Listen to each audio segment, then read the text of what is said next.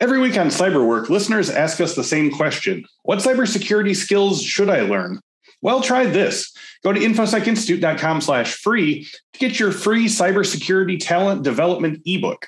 It's got in-depth training plans for the 12 most common roles, including SOC analyst, penetration tester, cloud security engineer, information risk analyst, privacy manager, secure coder, and more.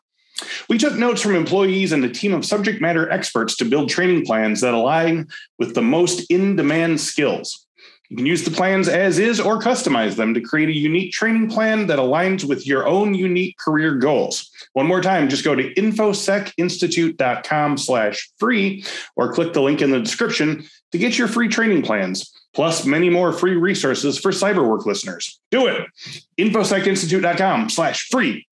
Now, on with the show. Today on Cyberwork, Cyberis Matt Lorentzen joins me to talk about all things pen testing, red teaming, the changing roles that red teaming has in fine-tuning and interrogating modern security, and why you don't have to stop doing the fun stuff even when you climb the career ladder. This episode's really inspiring, folks, so don't miss today's episode of Cyberwork.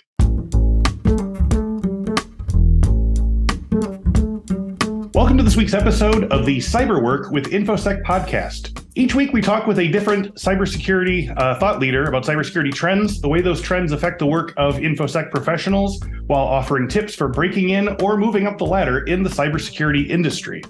Our guest today, Matt Lorentzen, has over 20 years IT industry experience and has built his skills from the ground up. He is a self-confessed geek and a principal consultant at Cyberis, where he delivers red teaming and pen testing to a broad range of clients and sectors as a CREST simulated attack specialist. Matt's early consultancy experience comes from running his own IT consultancy company, delivering network infrastructure projects to commercial and education clients. He has presented at many conferences, released several open source tools focused on lab and technical skills development, and is always enthusiastic about the role. So I heard about Matt, and we'll get into a little bit of how this all came together. But I just wanted to talk about, we're going to be talking about red teaming, intelligent pen testing, and whatever else comes up. So Matt, thanks for joining me today. Welcome to Cyberwork. Matt, thanks for joining me today, and welcome to Cyberwork. Thank you very much for being here. So I want to start out like we do with all our guests with your origin story. So you described yourself in your bio as a self-confessed geek. So what was your initial, when did you first get interested in computers and tech, and what was the original spark of inspiration? Because I know you were, going all the way back to grammar school, you were doing network management and so forth. So it must have been pretty early, right? Yeah, so I think I've always been around computers. I mean, my parents bought me an Amstrad 464 when I was quite young. So, the old tape drive and stuff. Absolutely. And I was messing around with BASIC a little bit and trying to make sort of text-based games where you ask a question and that sort of stuff. So it kind of started there. But a lot of my hobbies orientate around computers as well. So I'm very much into graphics and music and things. Mm-hmm. So everything always seems to stem back to using a computer in one way or another. Yes. And I'm just fascinated by them. I just think that they are incredible tools for so many different outlets. Mm-hmm. And that's just kind of never stopped, really. I'm really interested in how things work. I like to try and understand things. I like to sort of push my levels of learning. So I think it was always going to be computers for me, for sure. Yeah. So, I always feel like when I look through, our guests' LinkedIn career histories beforehand to get some clues, looking at your career highlights, it's pretty clear sort of where your proclivities lie. But one job title especially comes up several times, both in your current role and past role. You described yourself as security consultant. So when you ran Lorentzen Limited from 2016 to 2013, your primary client base was IT consultancy. So I think most listeners to the show understand the concept of a consultant, especially as it contrasts with a full-time employee. You're going from company to company and taking care of things for them. But what, for example, does it mean to be a senior and then primary security consultant for TrustWave's Spider Labs? And what does that type of consultancy work entail? So there's obviously brackets of role definition. When I initially joined Spider Labs, I joined as a senior consultant. I think it's a more business-friendly term than I'm a hacker, or those sorts of things aren't particularly useful for people to understand what it is you actually do. So, ultimately, it's all consultancy for me. We're trying to solve problems for people, and they're looking for support in whatever challenges or goals they have in procuring your services. The definition between a senior and a principal, in terms of my experience, was once you get to a principal level, there's more requirements for you to look at the wider business and how you can have improvement of product lines, bringing other team members on. So I wouldn't say necessarily that your technical responsibilities change at all, but you do fulfill more of a mentoring role, and you're very much seen as, okay, well, what are we doing now? How can we do it? How can we do it better? Taking some ownership of some of that development. Maybe there's tooling gaps. And so, that was my experience, certainly within Spider Labs, getting more involved in the European part of the company, which is where I was based, and how I could have a better influence over the overall that part of the business, essentially. Okay, that definitely helps. I'm trying to sort of imagine like this kind of hierarchy within sort of the pen testy red teamy space here of like, if you're a hacker, pen tester, red teamer, like you're just doing the job that's in front of you, and you might think, well, the part where you take charge of it would be manager, but then the level up is that you're just managing the pen testers to do their job correctly. But so am I right in thinking that the consultancy aspect of it sort of pertains to you're doing more of the problem solving and the decision making? Am I getting that right? Yeah, kind of. I mean, it's all still very technical. I mean, all of my roles have been very hands-on. There's obviously a natural career progression there, moving from like a senior level position into a principal, which, in terms of a career track, that was sort of the top level to aim for me in my current roles. And that allowed me to maybe have more control over how we do things. Like I was the EMEA Red Team lead, as an example. So, part of my responsibility was to determine, well, how would we conduct these? I still very much was the person hands on keyboard doing the actual activity, but trying to understand, how we could control things more easily, and maybe how we wanted to approach reporting, and it kind of gave me a more position of influence in the overall end product, and how we interface with those customers.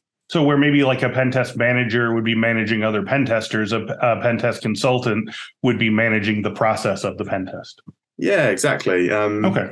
I mean, managing pen testers is quite a challenge. I don't know whether I would want that. I don't know whether I would want that day to day. Yeah. So yeah, we've had so many pen testers and red teamers in here, and the day that one said, if you're not getting arrested at least once in a while, you're not going hard enough. And I was like, oof, these are different. These people are on a different level. So anyway, to that end, well, I mean, that brings up a side question, but it feathers nicely to my next question, which, previously, with about a year ago, we had a previous guest from Cyberis, your colleague Gemma Moore, who similarly had a vast knowledge of and passion for all things pen testing. And going way back, we talked about what pen testing looked like in the 2004-ish and stuff like that. And it was a lot of fun. So can you talk specifically about your love of penetration testing, red team operations, and all of the processes that go along with that? I mean, it's rare that we get someone in your position who sticks with the get your hands dirty work of pen testing for so long. So I want to kind of dig into what keeps you going at it. Oh, I love it.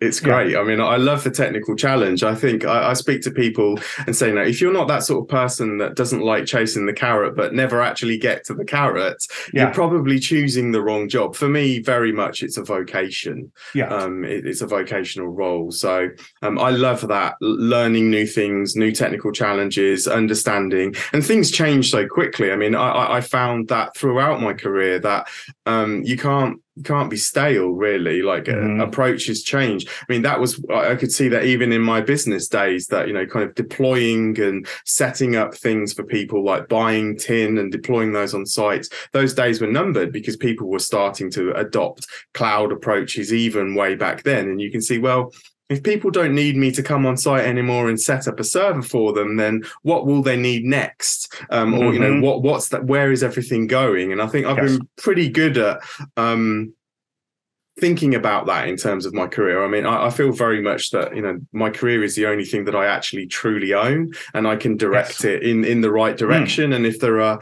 skills I think I need to learn, then I can take that opportunity to go and to gain those skills and sort of build myself up. I mean, that's why I said to kind of build myself from the ground up, because I think there's a lot of opportunities for that out there, you know, collecting vendor certifications and really understanding the types of platforms that we see. You can arm yourself with that knowledge. So I think that's great. I mean, I love it. I mean, it's just a great job. Well, I like that, and you know, that your answer sort of popcorned, you know, 4 more sort of observations into my head. But you know, one of the things that we talk about, I talk to a lot of you know, CISOs and CEOs and, you know, owners of companies, and there's a fairly consistent through line of people who got into this line of business because they like the get your hands dirty, get into the scrum and really like go with it. But then there's also that sort of feeling that like, well, you know, fun time is over. Now you have to be a manager. Now you have to, you know, interface with clients, like, you know, and some of them are like, I like that better. And others are like, well, I do what I can to keep my hand in the space, but it's just not possible to me. And like looking at your guitars back there, I feel like there's like a split between like the idea, you know, in the 50s of like, well, once you grow up and have a family, like playtime is over, you don't get to do the fun things, and it's not a viable career anymore, you know. But I think it's, our listeners are going to want to hear from people like you, you know, Matt, because I think there, you know, that there's a false binary there. Like you don't really need to be, like the only path up is not manager. Like you said, you can offer a lot of value to your company by not just being client facing or manager facing. You can still be the person who's learning, as you said, learning new tools, learning new processes, learning new technologies, and hopefully companies continue to understand that. Oh, don't get me wrong. My role is massively client facing. I mean, that's what I do day to day. That's where the consultancy piece comes in. I deal with customers all the time, you know, and involved in some sales processes within our company, as an example. I mean, there's always that customer interaction. I just don't see that in my career. You know, and I'm 45 now. You know, maybe will I be a pen tester in another 10 years' time? Who knows? Who knows what the path will look like? But I do know. I think I can state, you know, quite categorically that it will always have a technical slant. I will always be technically orientated, whether that's a technical lead or that's bringing other people on. That's very much part of the fabric of who I am. And you know, much like the guitar, some of those guitars are like 35 years old. You know, and I've started playing and I've just never stopped. And I think that's one of the things that I do quite well. Once I pick something up, I don't kind of then stop doing it. There's always more to discover. Always things to add and layers. And then, you know, you kind of go through this sort of circle of learning where you start off and you're very primitive, and then you kind of get some understanding, and then you build some technical skill around that. And then you can become quite creative with those abilities. But then all of a sudden you discover something new, and then that kind of starts the whole cycle around again. So I really love that constant evolution of what I'm doing, particularly in my role. And that's something I strive for. Absolutely. And again, I understand that definitely sort of client interfaces is a big part of your job as well. But I think also a point to be made that we don't always hear on the show or in talks about careers is that if you're sort of, as you said, your career is the one thing that you own. And if you make your career the work that you want to do, like I think when you hear people say, well, I don't want to be a manager necessarily, but that's just the next stop on the list. You know, I think there's a difference between being carried along by your career and actively putting the input into your career and saying, no, I don't want to do this thing only. I still have these things to offer. And, you know, whether it's this company or the next one you go to, like you can be very sort of aggressively forward about like what you want to contribute and what would, you know, make you happy. And it's good to see that people are starting to sort of understand that in the space as well. Yeah, I mean, those skills are yours to maintain. And I mean, there's that use it or lose it mentality. And I appreciate as you get further up, any career track, not just InfoSec, that, that balance is right. I've got a young family, it's difficult to continue finding the time for that. But I think that the one thing that you cannot lose in this is like enthusiasm and passion for it. For me, it doesn't feel like work if I'm tapping away on a Friday night on my laptop while my wife is watching something on the telly. That's absolutely fine. That's how I choose to use my time. And so I don't see that as a difficult investment, but there is a balance to be struck as well, because I think you have to be very clear what you want to achieve. I mean, it's not possible for me to say I want to learn every aspect of all of what InfoSec has become now, because it's just too vast. So you need to focus your attention on where those things are most important to you. And for me, it always comes back to infrastructure and the evolution of infrastructure. And so that's kind of where red teaming fits into that space quite nicely. But at heart, I'm a sysadmin. That's kind of how I started my career, and I've just built on from there, really. Love it. So, Matt, when you were introduced to me, one phrase that you discussed as a possible area of conversation that intrigued me was intelligence-led penetration testing. And, I hadn't heard it described that way before, but when you explained it, like, it made sense. So you said, quote, intelligence-led pen testing is red teaming, but the term tries to underline that these activities are guided by real-world threat intelligence about the types of attacks that are current against various sectors. This then allows the focus on introducing these techniques into the delivery to determine where the threshold of possible detection could be. Most regulatory schemes for red teaming globally have an element of threat intelligence as a basis for the engagement. So this was intriguing to me, but I'm hoping you can explain it a little further. So if I'm hearing you right, this particular method for red teaming isn't just about the sort of getting in by any means possible, but by using the frame of red team operations as a way to test specific types of attacks common to the industry or business that you're working with, and seeing where exactly these tailored threats get in. Am I reading that correctly?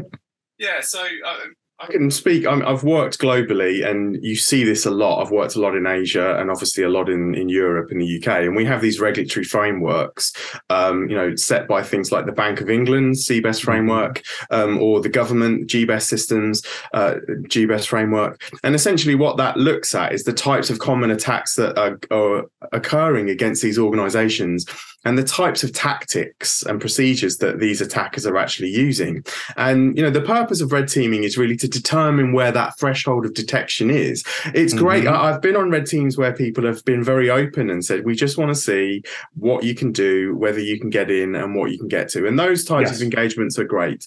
Other people are like, these are the things that we're so concerned about. Certain things are in scope, and you definitely get this a lot with regulatory processes, frameworks, where there are certain things you have to demonstrate access to.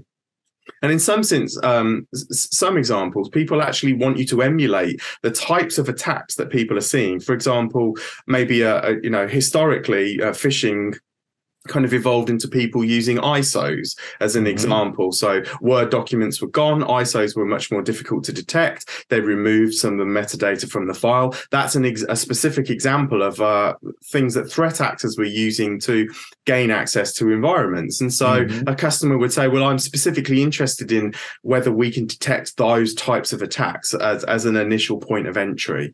Ultimately, it's up to us to determine the best possible approach. But it is about finding out where that detection threshold is. And sometimes that kind of get in at all cost and, get out before anybody sees you. They're good, but they provide minimal value to the customer if that's happened very quickly and it's quite easy to achieve. Because where do you start with that? If you can achieve your objectives. So what we like to do is we focus on initially achieving our objectives, and then we have conversations with the customer around, okay, well, let's ramp up the noise a little bit. We haven't been seen, we haven't been detected. Essentially, it's mission accomplished. Let's find out what we can do to actually determine where that threshold is. Can we get caught? I think it was Raphael Mudge, the creator of Cobalt Strike. I watched a video on his where he was very passionate about it should be hacking to get caught. And the idea is, well, where is that? And that kind of really resonated with me as an approach, because ultimately it's not really about me. It's about kind of understanding where that threshold of detection is for a customer. And I think that's why, purple teaming has become so much more popular, because at least it's collaborative and you can kind of see where that threshold actually is. Yeah, I think that's something that never quite sat right with me when I would hear, when I first started learning about red teaming, was that it does have this sort of like, blue, I got a blue ribbon at the, the farm competition for having the best, having the best fence, no sheep can get through this or whatever. But like, yeah, but that's not true, though, is it? Because in reality, there's always a route through. I mean, the problem with red teaming is it becomes very focused on an external entity trying to get access internally. But really, the conversation should be, there's numerous routes that somebody can become embedded in an organization. Go and get a job, and now you're part of that. So the threat model has to be keyed, and I think that's kind of where we as a company place a lot of importance on that initial access vector. Should an attacker be successful, then what? And that's always a good place to start for the then what, because that's essentially going to be the starting point for whatever good or bad will happen. And so, sometimes we dechain and we start from that initial point of access. Other times customers or regulatory frameworks mandate that, phishing is a part of that. But I think you just have to be mindful of what you want to achieve, what the goals are of the overall, because these are truncated timelines, they're not indefinite timelines, they're not fully realistic of real world, because we're not criminals. And so, we're bound by scope, and there's certain things that we can do, and there's certain things that we have to consider. So, I think that kind of intelligence piece is important in terms of trying to identify the types of threats that you're emulating. Well, this felt sort of like a new enough spin to red teaming. Is this type of intelligence driven pen testing common, or is this kind of a new way of thinking about the red team blue team paradigm? Because like I said, I feel like I had this piece of the sort of the strata of, you do pen testing first to make sure that all the guts of your machine are tight and right, and then you do red teaming to make sure that no one can get in. But I literally don't think I've ever heard of someone saying you red team, to do these specific goals, not just like this sort of like big game of cyber paintball, Yeah, it is. It's certainly common, as I said, in regulatory frameworks. Examples of that would be, threat actors for banks, for example. If you do any of the CBES work, either in this Europe or Asia, specifically, obviously, people are attacking them to try and get access to money. So it's very common for people to say, we're looking at attack paths. That's what we're trying to devise here. Attack paths for somebody to be able to get to the SWIFT infrastructure, as an example. And if people can get to that infrastructure, that's a really, really bad day. That's the sort of stuff that, we're really concerned about, and we want to understand what the metric of detection is for an attacker as they move towards that goal, mindful of the timeline that's been set through it. But as I said, a lot of the frameworks, it's very common for either the company or a provider, a third-party threat intelligence provider, to say, okay, these are the things that we found out about the organization. These are the types of common attacks that are happening in the sector. These are the things that are relevant to you, and these would be a good basis for types of attack scenarios that would be relevant, and that's generally a starting point. So. I think it's good. There's some good value. There's good value in that, essentially, in terms of determining whether people can detect specific types of attacks. Well, I always like to talk to red teamers because they always have good, not war stories. Maybe that's a little overly aggressive. But can you talk about some noteworthy experiences you've had working this way, or interesting insights, or interesting sort of attack vectors that were a surprise to the people that you were working with? Yes, kind of. Like, let me think what I can and can't cover. Yes. I think a lot of initial. Most people think that because there's logging and everything in place, that we've turned on the fire hose and that's there. But actually, a lot of the time, people have too much information, and what they haven't done is spent the time looking at what it is that they actually wanted to be alerted on. So, I mean, there's been some interesting situations where I've deliberately created noise in another part of the network that looks anomalous traffic in order to divert attention and resources away from the areas that I'm specifically focused on.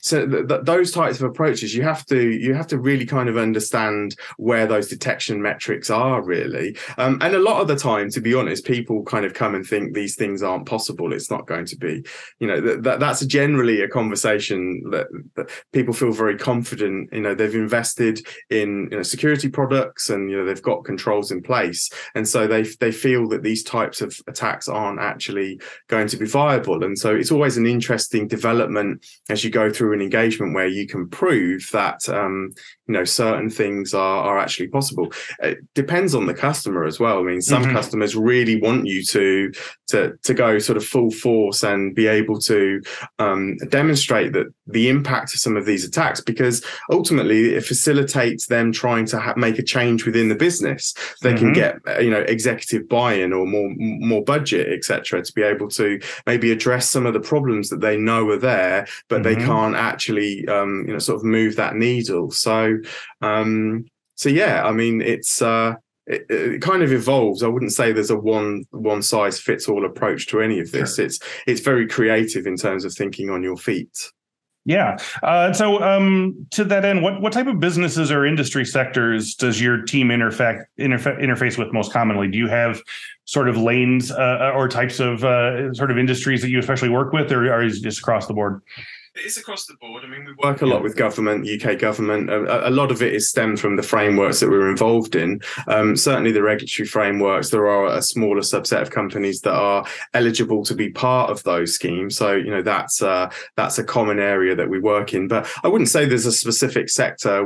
There's a broad range of clients that we have, from fairly small shops all the way to like large global, multinational companies. So, and all the challenges of those things that come in between. So it's a varied client base. Is it, at the risk of trying to simplify things too much, are there certain types of gaps in the security perimeter that you're finding across a lot of different sectors these days? I would say so. And my experience is really how IT has evolved in terms of cloud adoption. I see a lot more of that attack surface now. Some of it maybe through lack of configuration or an understanding of types of decisions, but other things purely for new modes of working. The perimeter has gone, and we spent a lot of time building walls around this sort of stuff. And actually now for freedom of movement and being able to work with people in different countries and be more agile, a lot of those barriers, a lot of those perimeters have been removed, and so that creates an interesting set of challenges. So commonly a lack of kind of understanding as to where that data is now.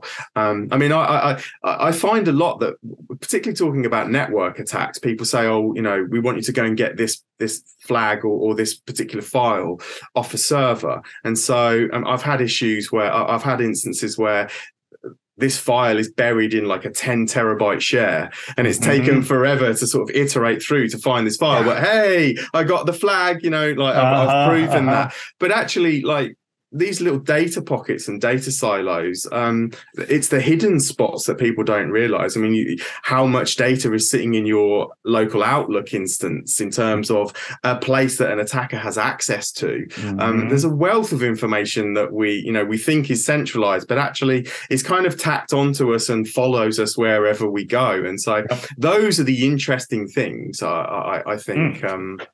Yeah.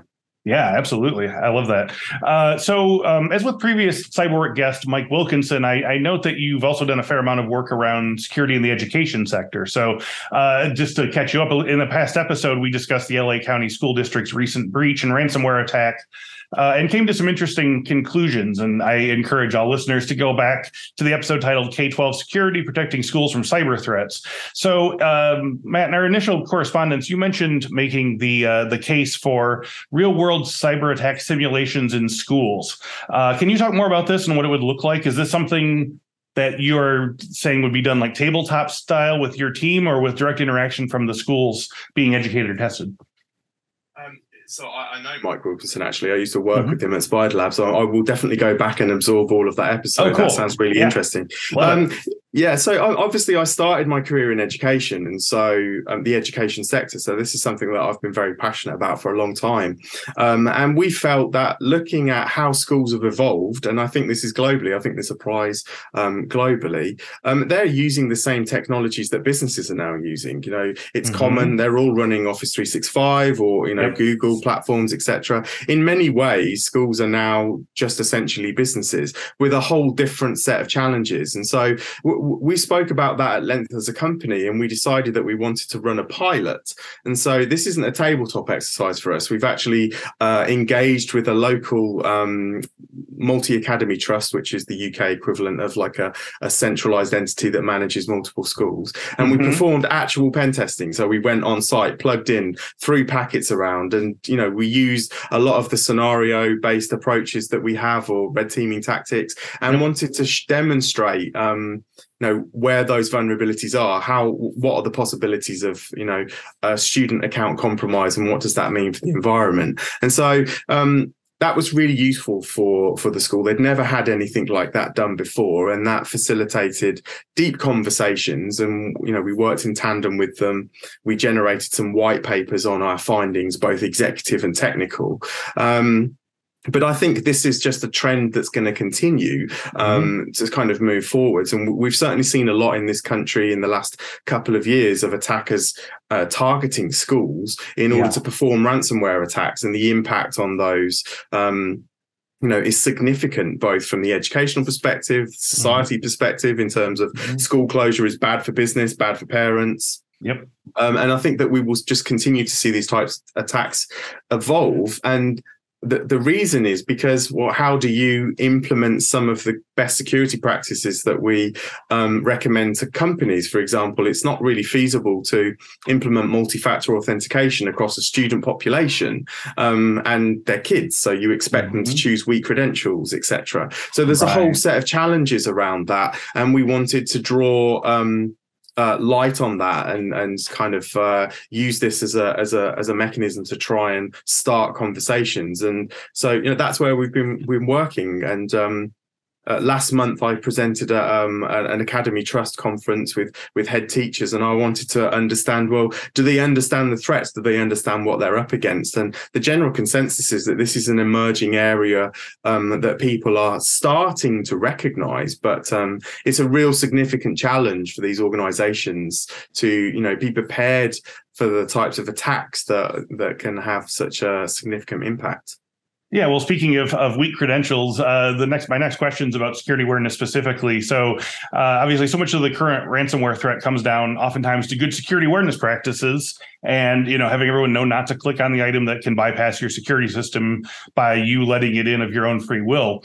But by comparison, the threat scenarios sometimes, you know, the actual attack part seems further down the list in what you're testing. So can you talk about ways that school districts who might be targets, and even those that, you know, think they could never be because they're too small, can make adjustments in their security posture that can minimize the damage, even if someone does click the fake invoice in a moment of distraction?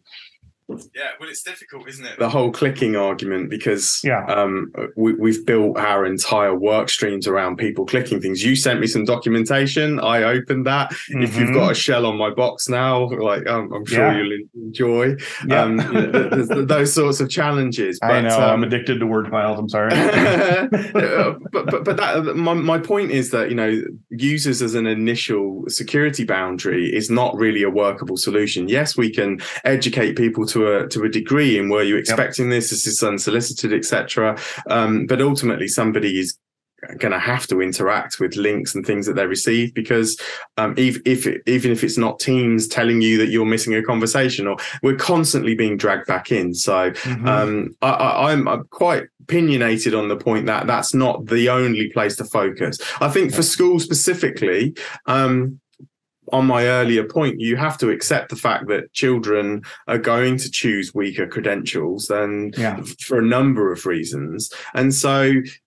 there's no reason why you can't focus your attention around your staff population. And that is where you can say things like, right, we mandate multi-factor authentication because staff would be warranted to be able to use devices, etc. So it's not to say that there aren't things that you can do that elevate that security posture. Looking at the types of permissions that people have, particularly on staff devices, do they require administrative access? Well, there's a whole to and fro about the impact of them doing their job, but the security angle is that, well, if you have limited privileges on your device, should an attacker gain access in the context of you, then they too are limited into the types of things that they can do on that device. Now, that might not necessarily mean that completely circumvents a compromise, but it could certainly slow them down. In terms of students, I think the only real solution is to be able to implement much more obvious monitoring around those accounts. And all of these cloud providers give you a lot of this introspection of what's going on in the environment. Obviously, you can geolocate. So if you're an American school, there's no reason why a student would need to be able to log in from another country. And so, there's not to say that there aren't ways to get around that and pivot through, but it's just another layer that an attacker needs to go through, meanwhile giving you the opportunity to be able to detect some of this sort of stuff. And I think a lot of the time we find that, particularly in the pandemic, and I don't know whether it's the same where you are, but a lot of people were just running around trying to get some semblance of normality in providing provisions, both in business and education. And so a lot of this stuff has been stood up hastily and quickly with a need, and that's fine. And now people are now going back through and maybe reviewing some of the initial decisions that they made about certain technology choices and whether they've got them controlled in the ways that they would need to. Yeah. Well, you've certainly made the case for this being a very fun and satisfying area of a career. So I obviously want to pivot over to the work side of cyber work and ask you some advice for newcomers, for listeners who want to get into pen testing, red teaming, threat intelligence, and more. What are some suggestions you have in terms of learning experience, specialization, reporting that would make you more desirable to potential employers, even if you're brand new out of school with no work experience? Well, reporting's great. I mean, it's very often that people sort of don't see that as an important part, but actually good reporting skills and understanding how to convey technical information at the right level is absolutely vital in the job. And a lot of the time, that's the only thing that a customer sees is the end report. So looking at how you can improve writing and conveying that information is definitely recommended if you move into this as a role. I guess some of the challenges around learning is that there is so much information out there for people now that it's difficult to understand, well, what does good look like? Personally, I've curated some sort of YouTube playlists for people that I really enjoy watching, and that's good. I read a lot. I think you have to read a lot as well. But in terms of specialism, I think you just have to acknowledge that you're not going to be able to do everything. I'm a proficient and I would say good app tester, but it's not my area of specialism. I can test a mobile app, etc. It's not my area of specialism, but I enjoy things like breakout testing, which is kind of a bit of both. I love all that sort of stuff. I can write malware. I've taught myself those types of aspects. So it's kind of focusing on what you want to achieve and then go from there. The main thing is a lot of the time we see with the newer generation coming into the industry that it's a very capture the flag focus, hack the box, try hack me, go and get this flag. And you see that less in the real world. You don't see vulnerabilities in isolation. You generally see a broader vulnerability as part of an attack chain. So whilst those things are really important to learn, fairly esoteric skills, my recommendation wouldn't be to just focus on those types of platforms. I would say build things, build labs, understand, build this sort of stuff so that it just helps you progress because you've got that first-hand experience of what it means to pull that sort of stuff together. And there's rarely a flag at the end of your whatever thing you're working on in the real world there. So you have to you have to understand why you're doing it. You don't just need the sort of like the dopamine hit. You need to really exactly think about pen testers love shells, right? There's nothing better than that. Yeah, and also again. we have a huge archive of write-ups of old Hack the Box, Try Hack Me, Home Hub on our site. And, I always sort of think of them as like hint codes, like if you're doing it yourself, but I think part of the actual benefit of it is also what, the writer did rather than what someone else does in reading it and thinking about it, is that you're reporting on your own sort of mental process and things like that. And I think maybe that's where absolutely. So if you're doing something like this, maybe it's less important to say, well, I beat this thing, and more important to sort of document how you did it, because obviously there's a million ways to get to the finish line. Yeah, I totally agree. I'm not sort of like that. I like these sorts of challenges, but it's not about me sort of winning. For me, it's always about the learning. And I think looking at other people's approaches and perspectives is really great, because then that kind of forces me to look at my own approaches to things. And then, that's free skill development right there, because there's always a different or a better way of doing it. Or it's just enjoyable to see how other people approach problems, basically, because that's all it is. It's kind of problem solving. Like, how can I get through this brick wall, and once I'm there, what's the next brick wall look like? Yeah, I feel like it's like when you move to a new town, and especially if you're like public transport bound, like the first few months you're taking a very convoluted way to get to a place, and then 3 months in you're like, oh, I could have done this, and I just take this thing, and it cuts an hour off of my time or something. That I think there's a similar aspect to it. Like if you get sort of shunted into, well, this is the only way to get to this thing, you might be missing out on all these other options that develop your own sort of understanding of the entire map. Yeah, totally agree.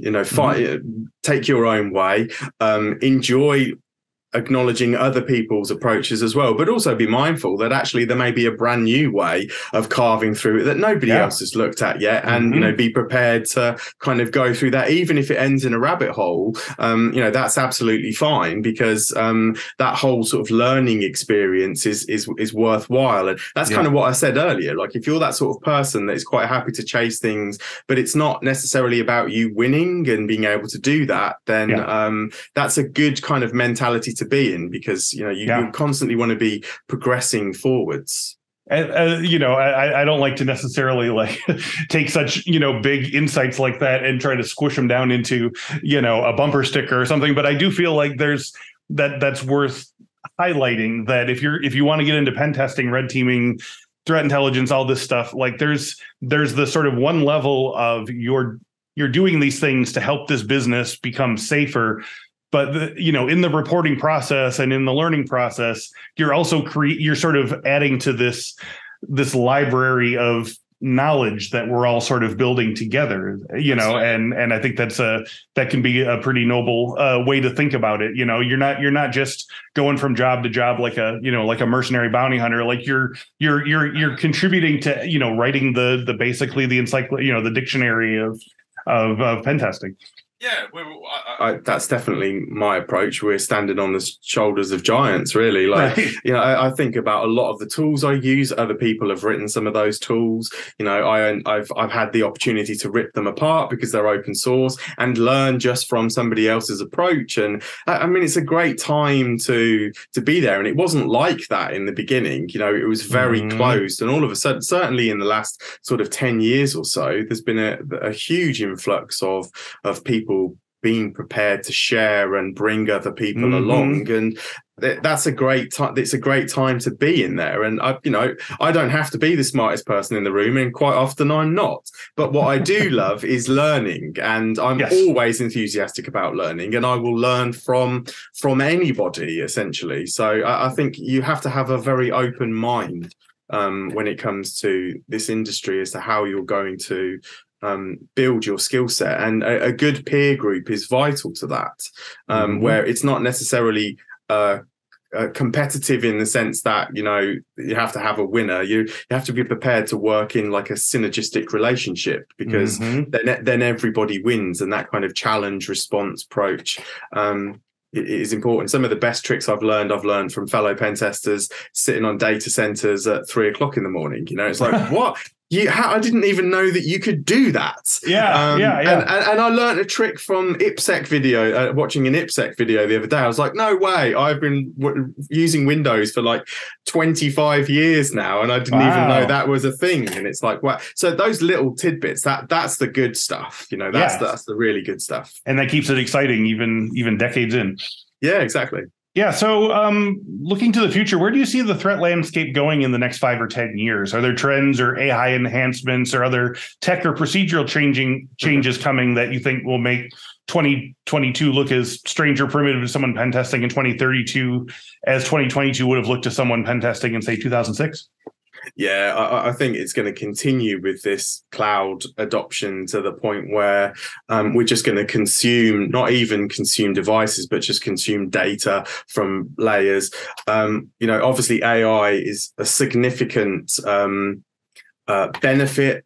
Threat. I read the Rule of the Robots by Martin Ford. That's a great book. Really recommend it. Brilliant book. Mm-hmm. And we've seen things like chat. GPT, I can't remember the name of it now. Chat GPT, I think it is. The AI model around like language learning that's recently been released. And it didn't take long for people to start training that model to make very realistic machine learning based phishing scenarios and stuff. So, we're going to see that. Deep fakes, we're going to get to the point, graphics, etc. These videos, these Teams meetings that we're having now, it's going to be very difficult for you to be able to discern whether I am actually the Matt Lorentzen you should be talking to. That whole perception, all of the things that we take for granted are going to melt away. And I think that's going to be a really interesting time in trying to determine security, particularly when you're trying to influence machine learning models and attacking. So, and I also question whether there will be the skills within the market to be able to be prepared for how quickly that will happen. As with all things at the moment, there's so much development in pushing the technical capabilities along. What will happen inevitably, as it always has done, is that then there'll be a moment where people are like, oh, actually, that could be a risk or that could be a problem. And then there's a big scramble to try and grab people to understand actually how we can mitigate that. But you've essentially, opened the box at that point, and it's then, well, how do you solve the problems that are already out there? So interesting times. I think it will be very different for sure.